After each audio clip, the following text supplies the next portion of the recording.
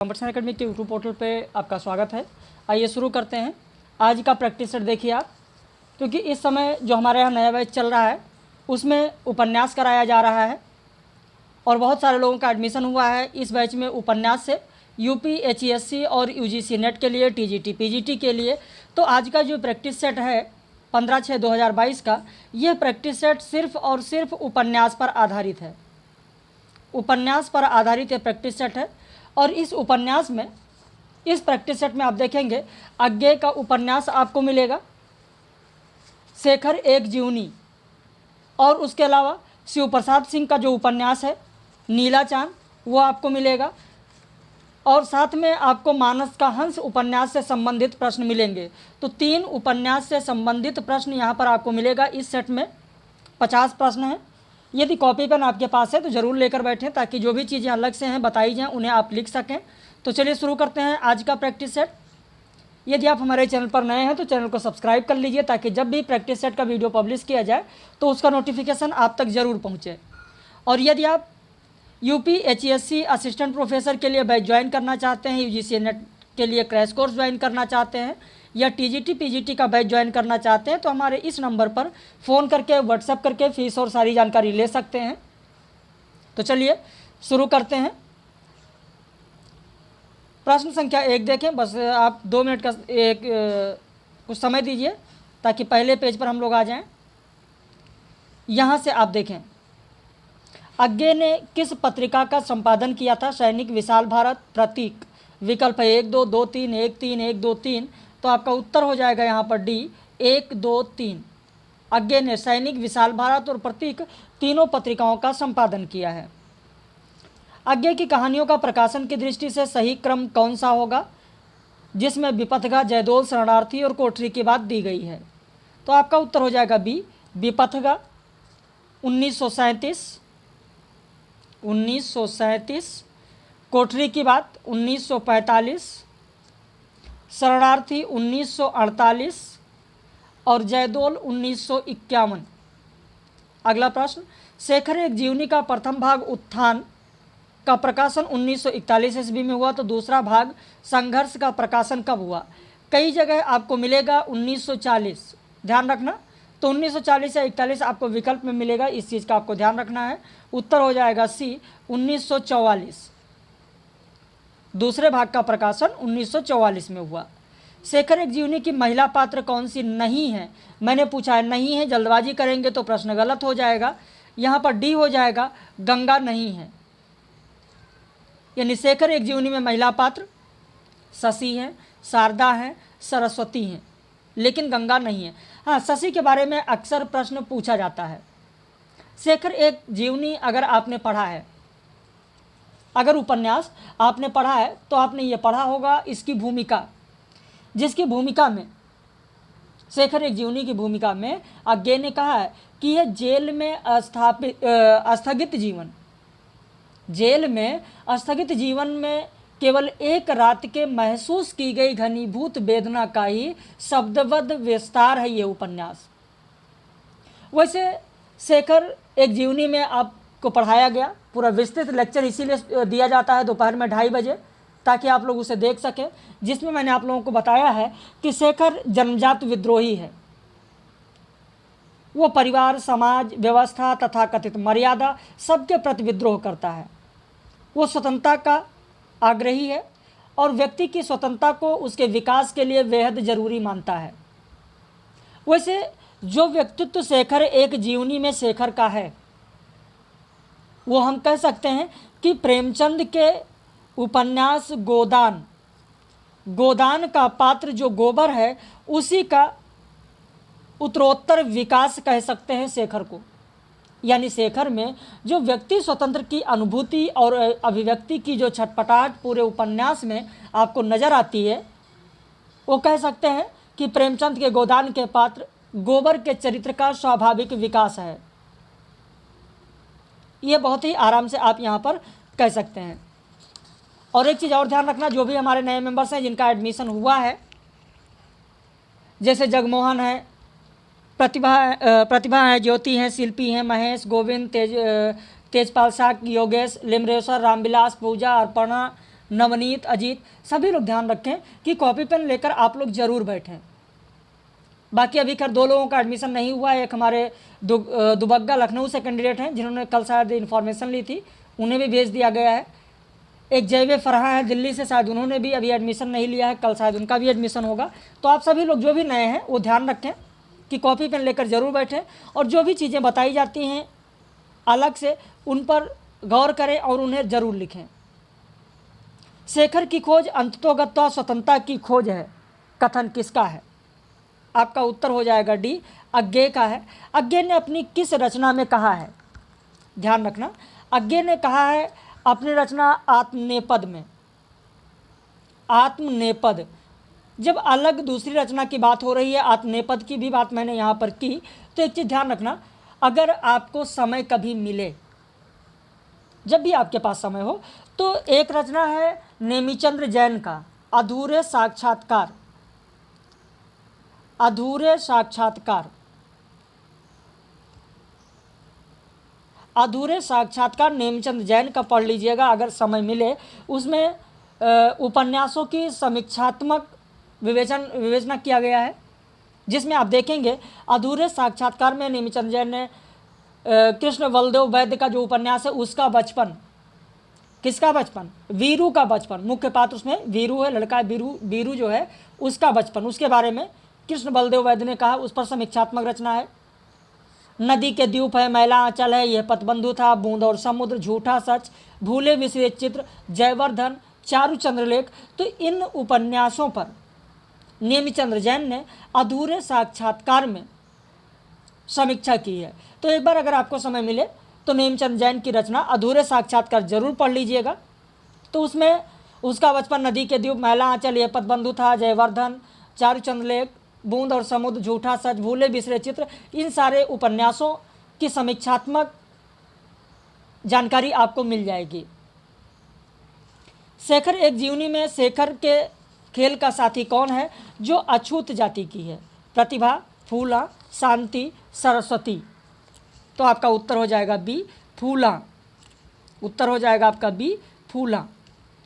शेखर एक जीवनी के प्रथम भाग में शेखर के जीवन के लगभग कितने वर्षों की कहानी है? आपका उत्तर हो जाएगा बी, 17 वर्षों की। अगर भाग न पूछा जाए, शेखर एक जीवनी पूछा जाए, तो आपका उत्तर हो जाएगा 20 वर्ष, क्योंकि इसका 2 भाग है।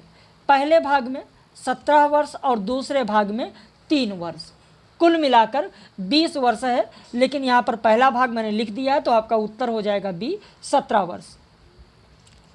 शेखर एक जीवनी में शेखर का किसके साथ प्रेम संबंध हिंदी उपन्यास में प्रेम चित्रण में विशेष स्थान रखता है? तो आपका उत्तर हो जाएगा डी, शशि। आपका उत्तर हो जाएगा डी, शशि। तो ये जो संबंध है, भारतीय उपन्यास में स्त्री पुरुष संबंधों की एक नई अभिव्यक्ति आपको देखने को मिलेगी शशि और शेखर के प्रेम संबंधों में। शशि और शेखर के प्रेम संबंधों में एक नई अभिव्यक्ति आपको देखने को मिलेगी। नई अभिव्यक्ति क्यों? नई अभिव्यक्ति इसलिए क्योंकि आगे प्रश्न भी है, आप देखेंगे कथन, आप खुद देखिए नई अभिव्यक्ति कैसे है, ये प्रेम संबंध आपको खुद पता चल जाएगा। जहाँ पर शेखर कहता है कि कब से तुम्हें बहन कहता आया हूँ, लेकिन बहन जितनी पास होती है उतनी तुम नहीं हो, उतनी दूर भी नहीं हो। तो इस तरीके का जो कथन है वो आप देखेंगे कि भारतीय उपन्यास में स्त्री पुरुष संबंधों की एक नई अभिव्यक्ति, एक नया संबंध यहाँ देखने को आपको मिलेगा। निम्न में से सत्य कथन कौन सा है? शेखर का प्रथम परिचय जिन नारियों से होता है वह उसकी माँ और बड़ी बहन सरस्वती है। सरस्वती के बाद प्रथम परिचय शशि से होता है। वह शशि की उम्र, तब शशि की उम्र लगभग 13 वर्ष थी। शशि शेखर के मौसी की लड़की है। तो यहाँ पर आपका उत्तर हो जाएगा सी, 1 और 3। 1 और 3 सही है। अब आप कहेंगे सर दूसरा क्यों गलत है? देखिए, सरस्वती के बाद प्रथम परिचय शशि से होता है, तब शशि की उम्र लगभग 13 वर्ष थी, गलत है। पहली बार सरस्वती के बाद जब पहली बार शशि से परिचय होता है तो शेखर की उम्र उस समय, प्रथम बार मैंने लिख दिया है इसलिए ध्यान रखें, तब शेखर की उम्र 4 वर्ष थी, 4 वर्ष थी। और शशि की उम्र 3 वर्ष थी, शशि की उम्र 3 वर्ष थी। और पुनः 10 वर्ष बाद मुलाकात इनकी होती है, तो इसलिए दूसरा गलत होगा। प्रथम परिचय में शशि की उम्र 13 वर्ष नहीं 3 वर्ष थी। अगला प्रश्न देखें, निम्न में से सत्य कथन कौन सा है? शशि से पूर्व शेखर शारदा से प्रेम करने लगता है। प्रारंभिक किशोरावस्था में शेखर समलैंगिक प्रेम के ज्वर से भी गुजरता है। शेखर समलैंगिक प्रेम के तहत विनोद नामक लड़के से प्रेम करता है।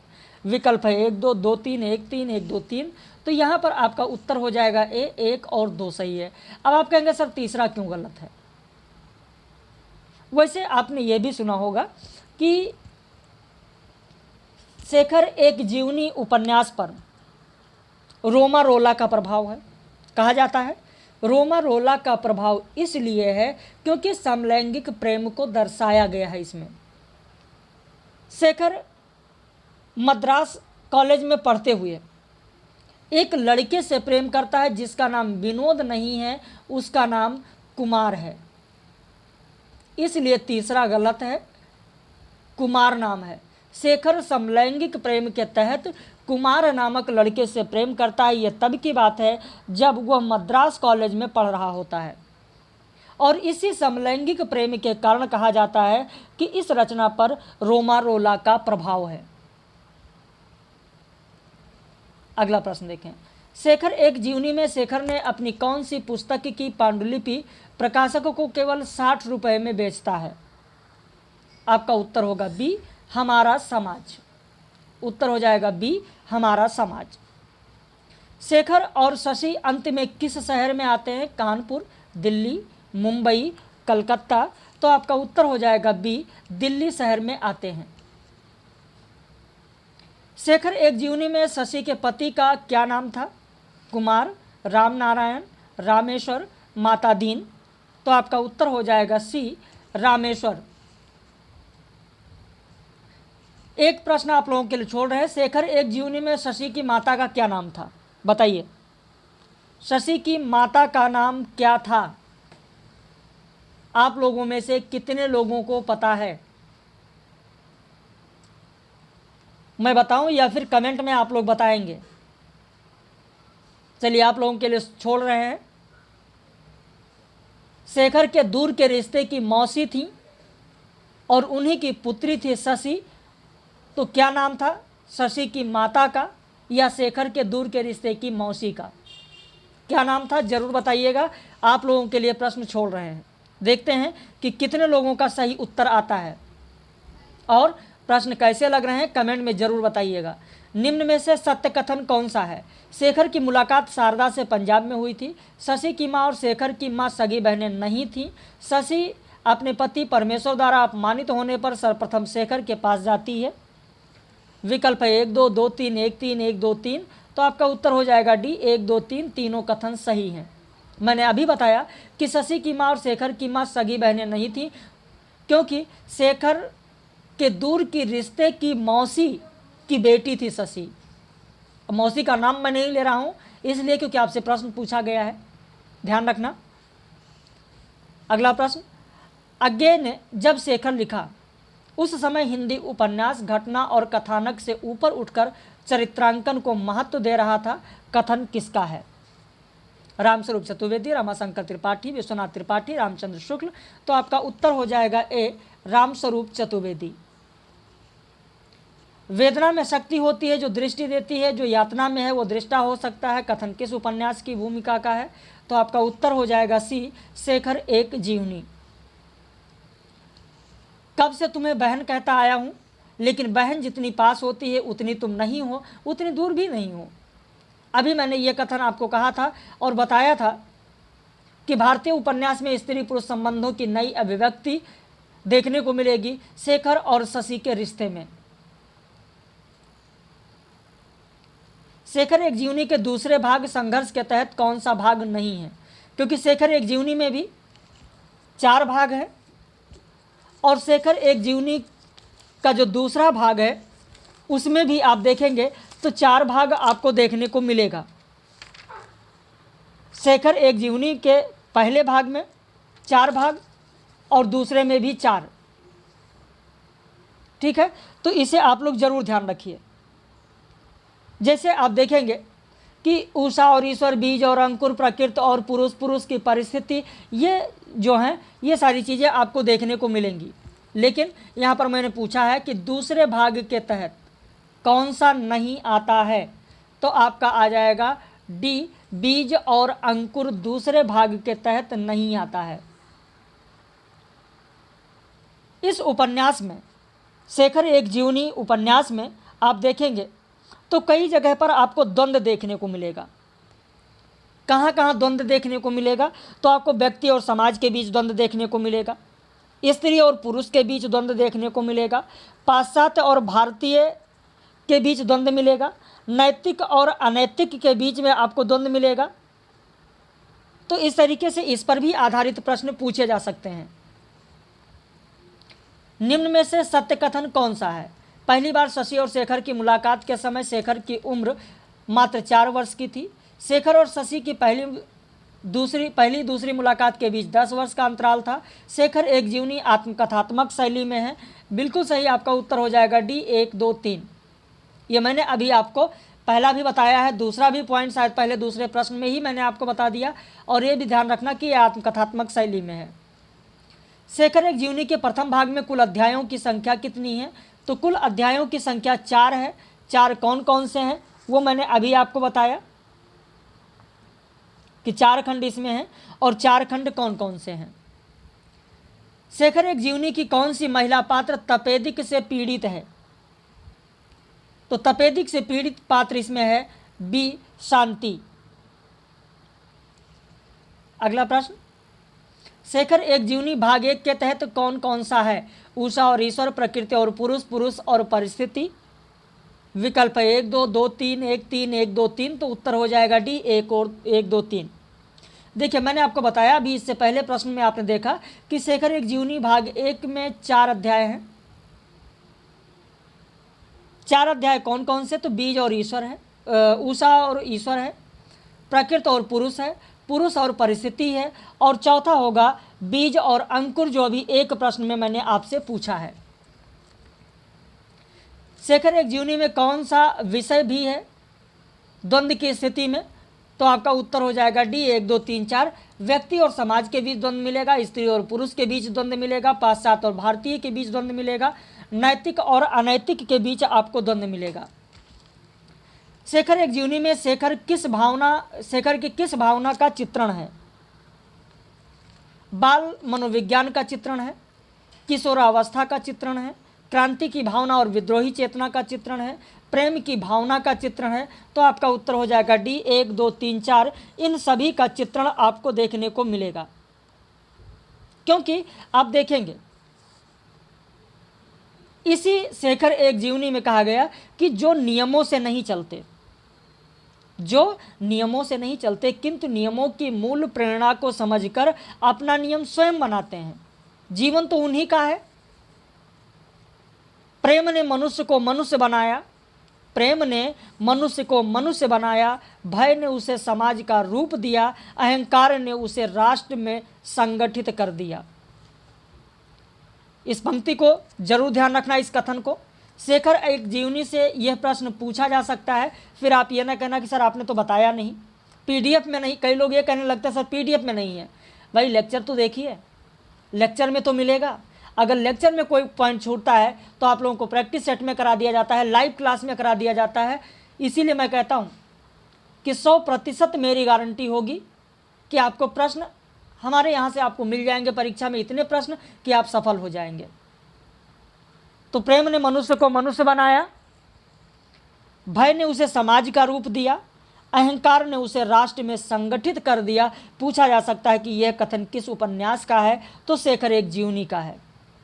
तो इस तरीके से क्रांति की भावना, विद्रोही चेतना, किशोरावस्था का चित्रण, बाल मनोविज्ञान का चित्रण, प्रेम की भावना का चित्रण, ये सारी चीज़ें आप सभी लोगों को देखने को मिलेगा। जहाँ तक क्रांतिकारी की बात है, क्रांति की भावना की बात है, तो क्रांतिकारी अंततोगत्वा एक प्रकार के नियतिवादी होते हैं, लेकिन यह नियतिवाद उन्हें अक्षम और निकम्मा बनाने वाला कोरा भाग्यवाद नहीं होता। वह उन्हें अधिक निर्मम होकर कार्य करने की प्रेरणा देता है। जहां तक विद्रोही चेतना की बात है, तो विद्रोही हृदय की एक विशेषता है कि वह अपने विकास में फैलते हुए न्यूनतम विचारों को अपनाकर भी विद्रोही ही रह जाता है, क्योंकि वह अपने काल के अग्रणी लोगों से भी आगे ही रहता है। इसीलिए तो प्रतिक्रियावादी जर्मनी में उत्पन्न होकर और पलकर भी आइंस्टाइन विद्रोही है, और संसार के सबसे विराट, सबसे अधिक अग्निय, घोरतम युग प्रवर्तक रूसी क्रांति की गोद में पलकर भी स्टेलिन विद्रोही नहीं हो पाया, जूठन बीनने वाला ही रह गया। तो विद्रोह अंत है, नित्य है, क्योंकि उसके उपकरणों में प्रेम के बाद सबसे बड़ा और सबसे अमोघ अस्त्र है यही बौद्धिक घृणा। प्रेम की भावना का भी चित्रण आपको शेखर में देखने को मिलेगा। देखिए, प्रेम क्या है? जहां प्रेम जितना उग्र होता है वहां वैसी ही तीखी घृणा भी होती है। क्रूरता में केवल यातना दी ही नहीं जाती, स्वयं पाई भी जाती है। और स्नेह में स्नेही अपने को ही नहीं भूलता, स्नेह के पात्र को भी भूल जाता है। तो इन सारी चीज़ों को अगर आप ध्यान रखेंगे तो आपके लिए बहुत ही अच्छा होगा। और एक एक चीज़ इसीलिए आप लोगों को समझाई जाती है। शेखर एक जीवनी में शेखर की प्रेरक मूर्ति और गुरु कौन सी महिला पात्र है? शशि, सरस्वती, शारदा, शांति। तो आपका उत्तर हो जाएगा यहाँ पर बी, सरस्वती। अब ऐसा भी प्रश्न पूछा जा सकता है कि शेखर एक जीवनी में सरस्वती शेखर की कौन है? सरस्वती कौन है? तो सरस्वती सगी बहन है। शेखर की कौन है? तो शेखर की बहन है। इस तरीके से रिश्तों के बारे में भी प्रश्न पूछा जा सकता है। अब आते हैं इसके बाद अगले प्रश्न पर। शिव प्रसाद का जो उपन्यास है उसकी बात करेंगे। शिव प्रसाद सिंह के उपन्यासों में किसका प्रकाशन बाद में हुआ? अलग अलग वैतरणी, या गली आगे मूर्ति है, नीला चांद, सैलूस। तो आपका उत्तर हो जाएगा डी, सैलूस। अलग अलग वैतरणी आप देखेंगे कि 1967 ईस्वी में इसका प्रकाशन हुआ। गली आगे मूर्ति है 1974 में प्रकाशन हुआ। नीला चांद 1988 में प्रकाशित और सैलूस 1989 में प्रकाशित। इसको क्रम से भी पूछा जा सकता है कि शिव प्रसाद सिंह के उपन्यासों का प्रकाशन की दृष्टि से सही क्रम क्या होगा। भाई दे दिया गया अलग अलग वैतरणी, गली आगे मूर्ति है, नीला चांद, सैलूस। बी विकल्प में इस तरीके से कि नीला चांद, अलग अलग वैतरणी, सैलूस, गली आगे मूर्ति है। तो इस तरीके का भी प्रश्न दिया जा सकता है। शिव प्रसाद सिंह के उपन्यासों में किसका प्रकाशन बाद में हुआ? तो यहाँ पर भी आपका उत्तर हो जाएगा डी, वैश्वानर।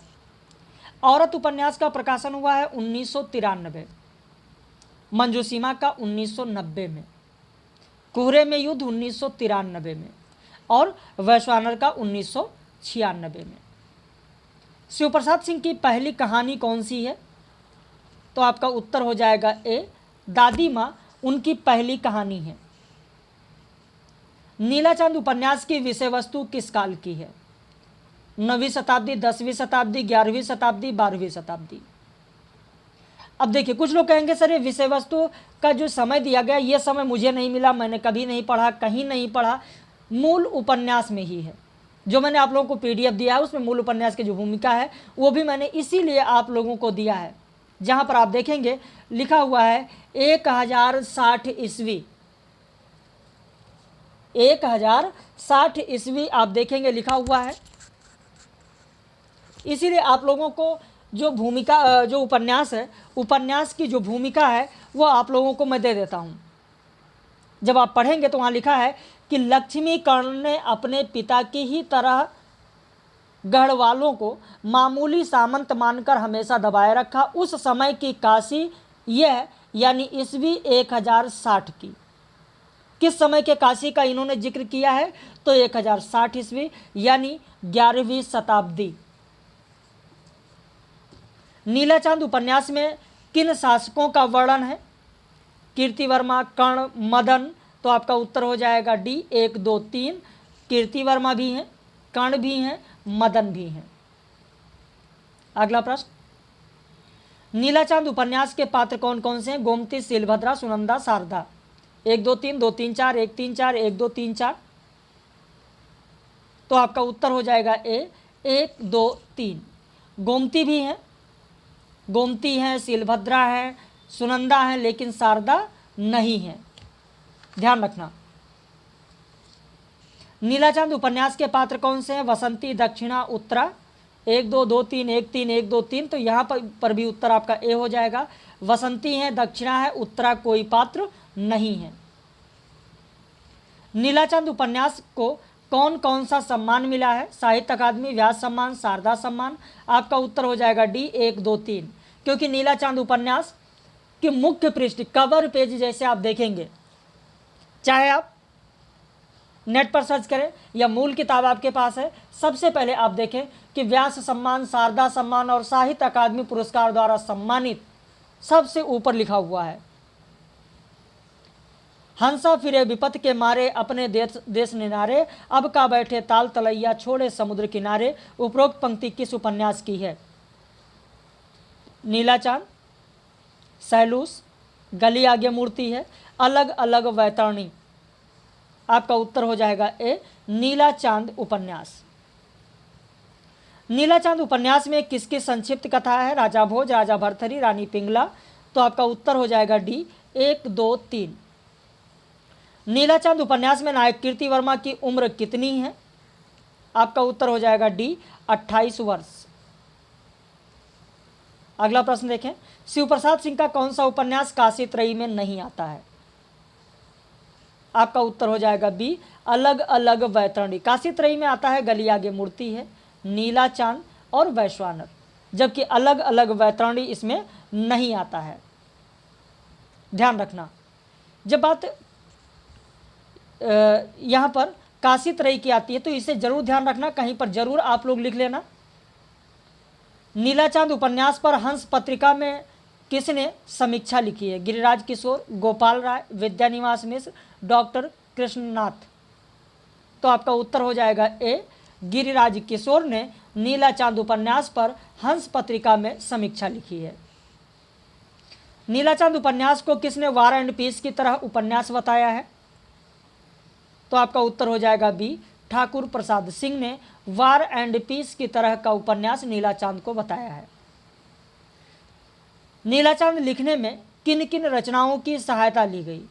वाराणसी वैभव, काशी का इतिहास, काशी का खंड, काशी का 80, 1 2 3 2 3 4 1 3 4 1 2 3 4। यहाँ पर उत्तर हो जाएगा आपका 1 2 3। काशी का 80 नहीं, काशी का 80 उपन्यास है जो काशीनाथ सिंह का है। उत्तर हो जाएगा आपका 1 2 3। नीलाचांद उपन्यास में 2 गीतों की पंक्ति लिखी गई है, वह किसकी है?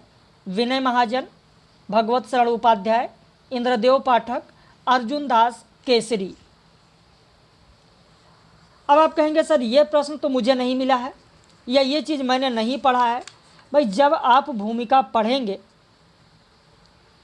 तभी तो आपको मिलेगा। मैं बार बार इसीलिए आप लोगों से कहता हूँ कि भूमिका जरूर पढ़ें। भूमिका अगर नहीं पढ़ेंगे तो फिर कहाँ से मिल जाएगा? भूमिका में ही आप देखेंगे तो ये चीज़ें आपको भूमिका में ही मिल जाएंगी। शिवप्रसाद सिंह ने कहा है, जहाँ पर आप देखेंगे कि स्रोत की बात उन्होंने की है कि इस उपन्यास को लिखने में किस किस स्रोत का मैंने उपयोग किया है। वाराणसी वैभव, काशी का इतिहास, काशी खंड, कुटनी मतम, स्कंद पुराण, काशी खंड, विशुद्धानंद पाठक का उत्तर भारत का राजनीतिक इतिहास, और इसके अलावा डॉक्टर अर्जुन दास केसरी, डॉक्टर अर्जुन दास केसरी के कर्मा, कौन सी लोकगीत? कर्मा। कर्मा से 2 गीतों का इस्तेमाल मैंने किया है। अब यहां पर एक प्रश्न आप लोगों से और, ये जो अभी प्रश्न संख्या 40 मैंने आपको बताया, वाराणसी वैभव किसकी रचना है? कितने लोगों को पता है आप लोगों में से? काशी का इतिहास किसने लिखा है? कितने लोगों को पता है आप लोगों में से? जरूर भूमिका में है, लेकिन क्या आपने गौर किया? अगर इस पर ऐसे प्रश्न पूछ लिया जाए, फिर आप कहेंगे सर मेरे पाठ्यक्रम में नहीं है तो कहाँ से पूछ लिया गया? ये भूमिका में है। अगर भूमिका में है तो जाहिर सी बात है कि आपका ध्यान वहाँ पर जाना चाहिए। वाराणसी वैभव सुनील कुमार का है। काशी का इतिहास आप देखेंगे मोती चंद्र ने लिखा है। काशी का इतिहास मोती चंद्र ने लिखा है। ये वीडियो पब्लिश वीडियो है, और आप जितने भी लोग इस वीडियो को देख रहे हैं, चाहे हमारे पेड मेंबर्स हों और चाहे आप हमारे व्यूवर्स हों, अपने मित्रों में फेसबुक पर, व्हाट्सएप पर जितना ज़्यादा से ज़्यादा हो सके उतना ज़्यादा से ज़्यादा पब्लिश वीडियो को शेयर ज़रूर किया कीजिए आप लोग, ताकि बहुत सारे लोगों को और भी मदद मिल सके। हाँ, आपके जैसा तो नहीं मिल पाएगा, आप लोगों जैसा जितना पेड मेंबर्स को मिलता है, लेकिन हाँ जो पब्लिश होता है कम से कम उसका तो लाभ मिल सके। और एक दूसरी शिकायत और भी है आप लोगों से। दूसरी शिकायत यह है कि जो पेड मेंबर्स हैं, एडमिशन आपने लिया है, आप पढ़िए और किसी को वीडियो शेयर ना करिए, क्योंकि हमारे यहाँ सारी आईडी दिख जाती है कि इस वीडियो को किसने किसने देखा है। और हमारे पेड मेंबर्स कौन कौन से ये मुझे पता है, आईडी मैं जानता हूँ सभी लोगों की आईडी डिटेल होती है मेरे पास। तो इसलिए आपसे ये अनुरोध है कि जो वीडियो पब्लिश नहीं है, आपने एडमिशन लिया है, आप किसी और को शेयर ना करें। मैं नाम लेकर नहीं कहना चाहता हूँ, लेकिन ध्यान रखिए आप लोग, आप ही लोगों के लिए अच्छा है। ढकोसलों से नहीं, नियत को जमाने वाले दंभिकों की भविष्यवाणियों से नहीं, तो खुद कालिमा में डूबकर अपने मन के आंगन में जगमगाता नीला चांद देख लेगा, उसका नाम है अमोघ इच्छा शक्ति।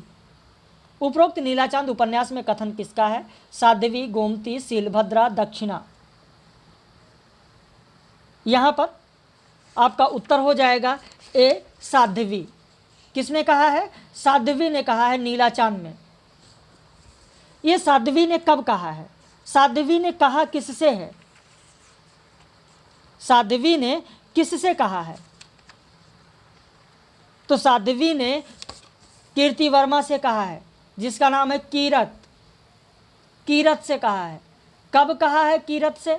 थोड़ा सा प्रसंग बता दें आपको तो हो सकता है कि आपको याद आ जाए।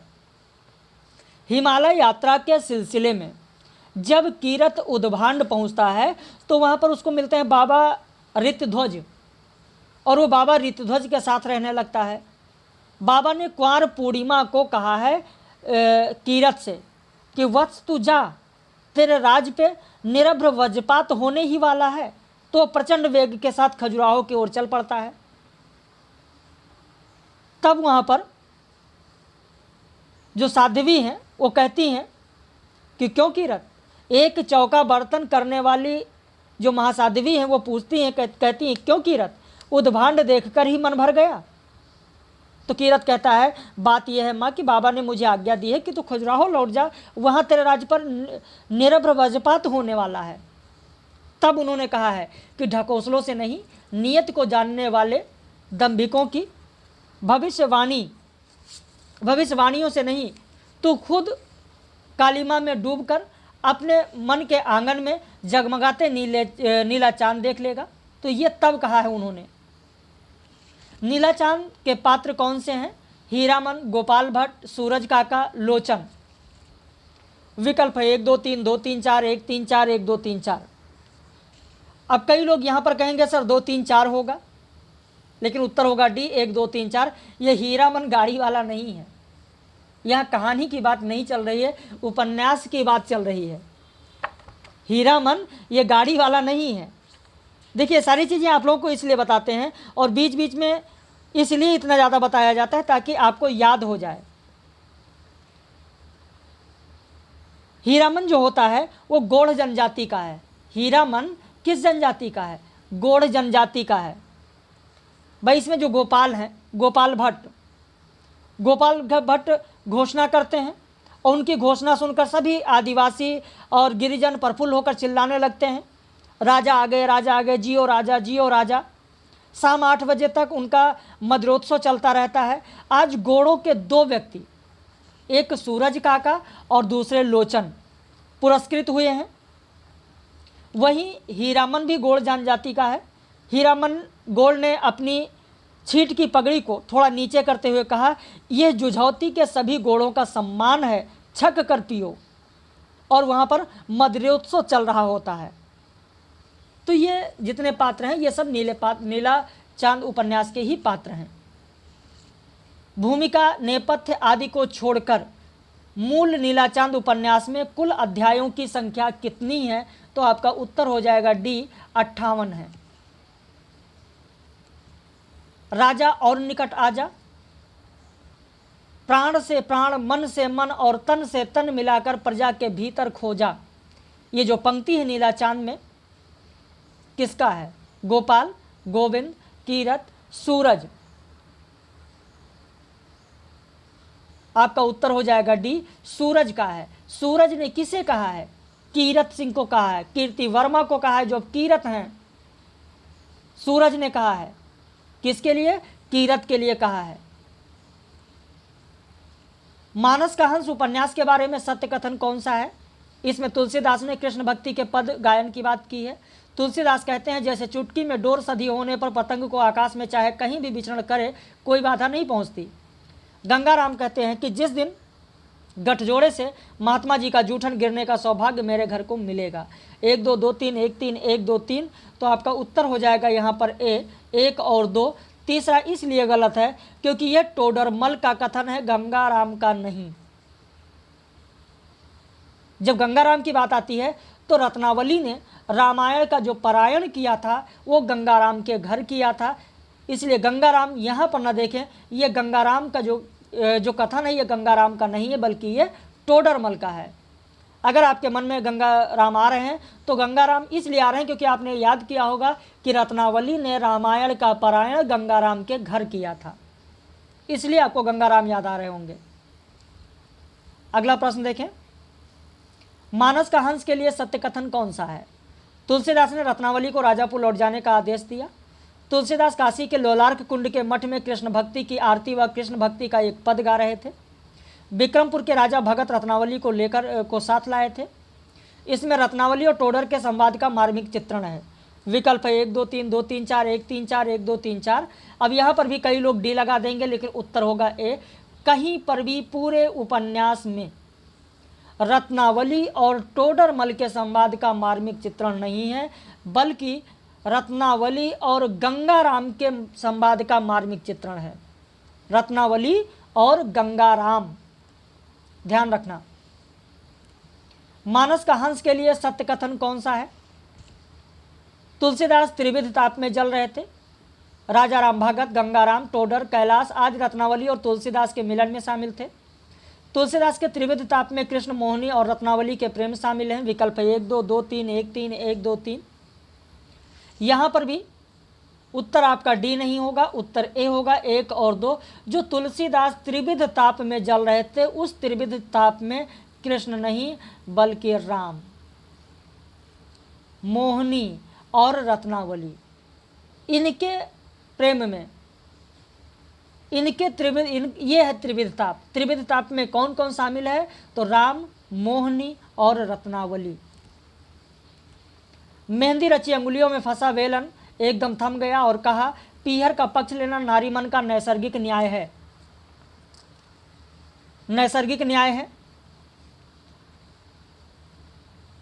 मैं यदि लड़का होता तो मेरे पितृ की पीढ़ियों से पूछती हुई चली आ रही गद्दी यूं सुनी न होती। कथन किस उपन्यास का है? आपका उत्तर हो जाएगा बी, मानस का हंस उपन्यास का है। मानस का हंस उपन्यास का है। अभी क्लास के बाद आपसे बात कर रहे हैं। अगला प्रश्न, व्यर्थ में मरकर भला तुम्हें क्या सुख मिलेगा? यह धन, वैभव, यह मान, सम्मान तुम्हें भले ही मेरे साथ न मिले, पर यदि हम सुख से जी सकें तब तो भाग चलने में सार्थकता है, अन्यथा हमारा भागना निरी मूर्खता का काम होगा। उपरोक्त कथन किस उपन्यास का है? तो आपका उत्तर हो जाएगा डी, मानस का हंस। तो इस तरीके से 50 प्रश्न थे और इस वीडियो को ज़्यादा से ज़्यादा आप लोग व्हाट्सएप पर, फेसबुक पर, हर जगह शेयर करें ताकि और भी लोगों को कुछ मदद ज़रूर मिल सके। लेकिन वही वीडियो शेयर करना है जो पब्लिश है, वो वीडियो शेयर आपको नहीं करना है जो सिर्फ आप लोगों को मिलता है, जो पेड मेंबर्स को मिलता है। इस चीज़ का ध्यान रखिएगा। तो जो नए लोग हैं, अगर एडमिशन लेना चाहते हैं तो हमारे यहाँ जो बैच स्टार्ट है उसमें अगर आप जुड़ना चाहते हैं तो आप हमारे इस नंबर पर फ़ोन करके, व्हाट्सएप करके फ़ीस और सारी जानकारी ले सकते हैं।